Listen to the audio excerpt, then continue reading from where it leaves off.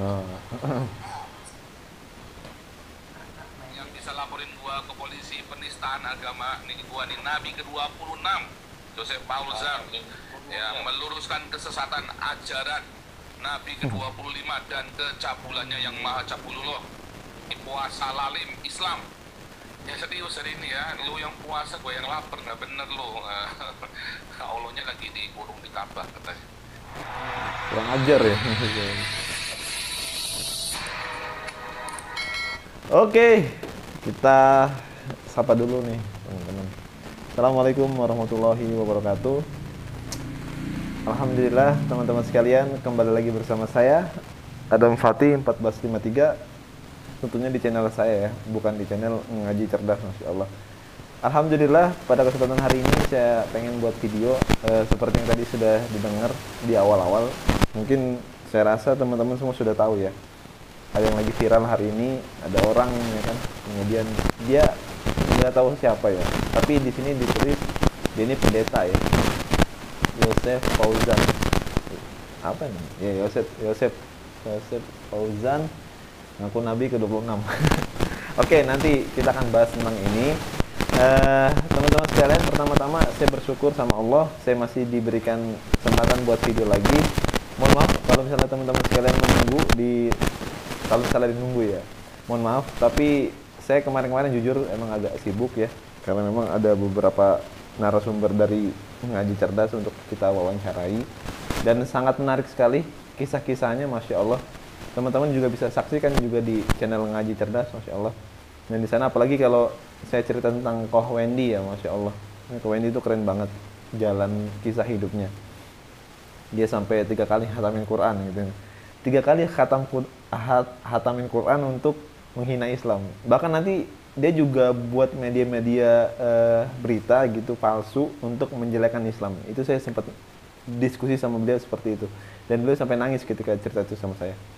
Nah, teman-teman sekalian, saya rasa saya berharap teman-teman sekalian sehat selalu di luar sana di kondisi kita yang sedang terkena pandemi ini, dan kemudian juga jangan lupa ini adalah bulan suci Ramadan ya.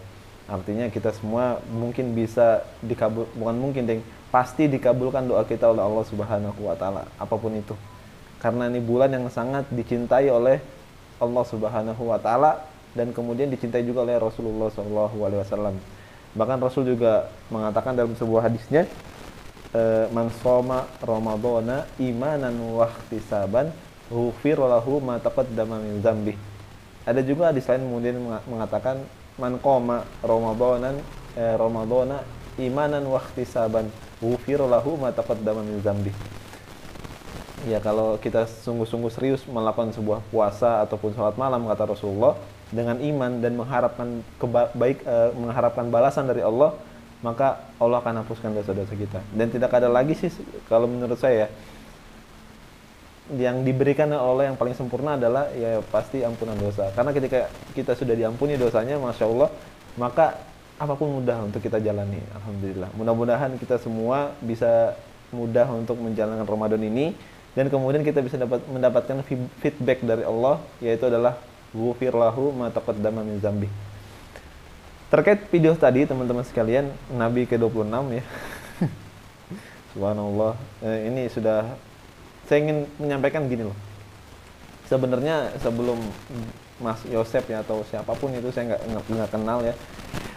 Ini tuh sudah ada dari zaman Rasulullah, sudah ada. Bahkan setelah Rasulullah wafat pun ada kemudian nabi yang mengaku nabi ya. Namanya Musailamah disebutnya Al-Kadzab gitu kan ya. Dan alhamdulillah dibunuh oleh gitu kan ya, nabi palsu dibunuh oleh sahabat Rasulullah Shallallahu alaihi wasallam, dan sudah ada. Makanya ketika Rasulullah itu ketika berdakwah ataupun mengisi kajian ataupun tausiah, maka Rasul selalu mengatakan la nabiyya ba'da. Tidak ada nabi setelah saya. Siapapun dia, orang sekeren apapun dia, pinterkah dia atau segala apapun, maka la nabiyya ba'da. Tidak ada nabi setelah saya lagi. Kan gitu ya. Nah, ini sudah kita sepakati oleh di dalam Islam bahwa nabi terakhir adalah Rasulullah Shallallahu alaihi wasallam. Yang jadi masalah adalah ketika seseorang gitu kan ya, entah apa, saya nggak ngerti tujuan orang ini bilang seperti itu. Bahkan juga kalau teman-teman saksikan di dalam videonya, ini videonya by the way live streaming, jadi kemungkinan di channelnya yang bersangkutan sudah nggak ada ya. Teman-teman juga bisa ngeliat di YouTube, kalau nggak salah channelnya Trend TV, ini tadi saya lihat.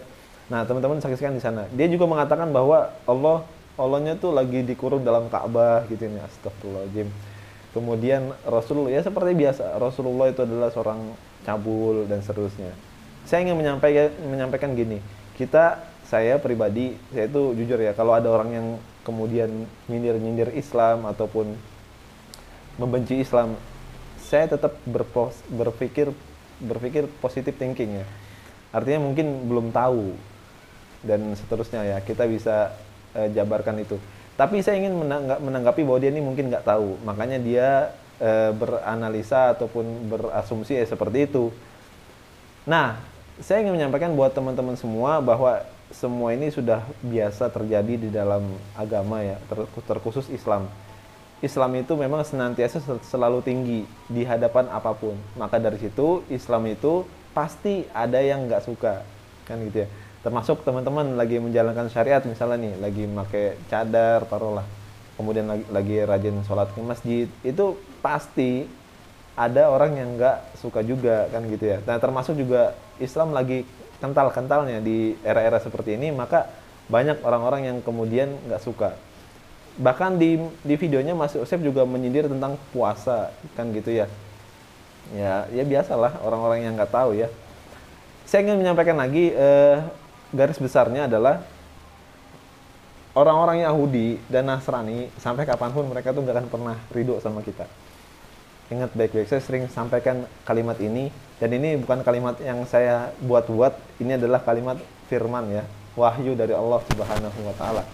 Artinya Allah mengatakan walan tardo ankal yahudu walan nasoro. Jadi orang-orang Nasrani dan Yahudi sampai kapanpun itu nggak akan pernah ridho sama kalian sebelum kalian itu ngikutin agama mereka. Jelas sampai sini ya. Inilah perbedaan Islam dan Kristen, Islam dan agama yang lain. Islam itu nggak pernah paksa orang, dan bahkan dosa dalam Islam ketika ada orang yang menjadi seorang mu'alaf itu karena dipaksa. Ya itu keislamannya nggak sah, kan gitu ya, karena dipaksa, nggak boleh.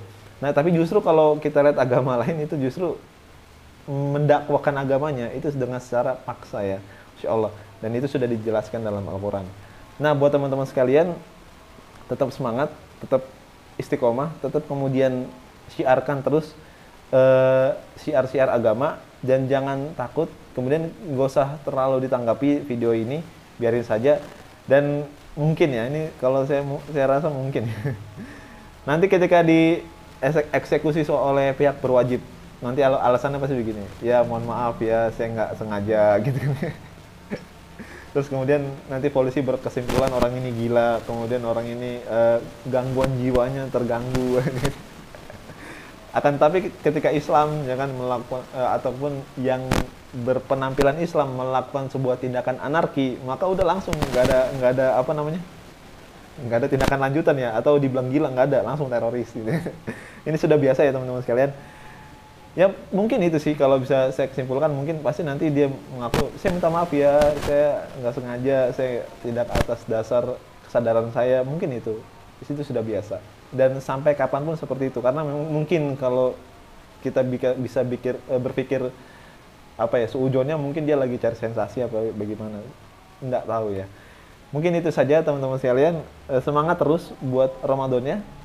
Insya Allah kita akan bertemu di video-video selanjutnya, insya Allah. Kalau ada pertanyaan silakan ditulis kolom komentar, dan kemudian saya juga meminta kalau ada teman-teman yang mualaf yang ingin diwawancara dengan mengaji cerdas, bisa juga ditulis di kolom komentar ini, insya Allah. Mungkin itu saja. Barakallahu fikum. Wassalamualaikum warahmatullahi wabarakatuh.